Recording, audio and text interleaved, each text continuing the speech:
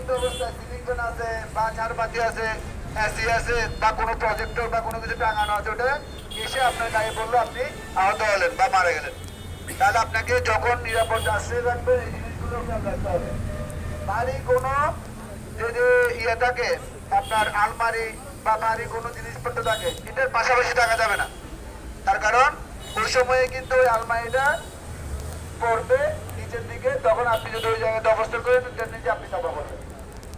এরপরে আপনার মনে রাখতে হবে যে জায়গাতে অবস্থান করবেন সেখানে যাতে কোনো শক্ত কোনো টেবিল বা কাঠের তৈরি কোনো আসবাবপত্র থাকে যার নিচে আপনি আশ্রয় নিতে পারেন।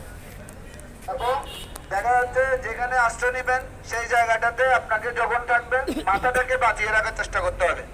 মাথা বাঁচানোর জন্য হেলমেট, কুশন বা কোনো কিছু যদি হাতের কাছে সেটা থাকে সেটা মাথার উপর ধরবেন। আর যদি কিছুই হাতের কাছে না থাকে অন্তত হাত দিয়ে মাথার উপরে আপনি কাভার করার চেষ্টা করবেন, যাতে সরাসরি আপনার মাথায় যাতে আঘাতপ্রাপ্ত না হয়। কারণ ভূমিকম্প যখন হয়, ভূমিকম্প কিন্তু মানুষকে সরাসরি আঘাত করে না। ভূমিকম্পের কাজ হচ্ছে ভূমিকে কম্পন করা।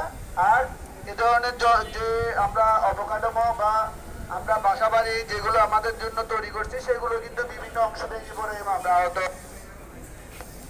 এই কারণে আপনাদেরকে এই সময়ে নিরাপত্তার জন্য এই বিষয়গুলো মাথায় রাখতে হবে।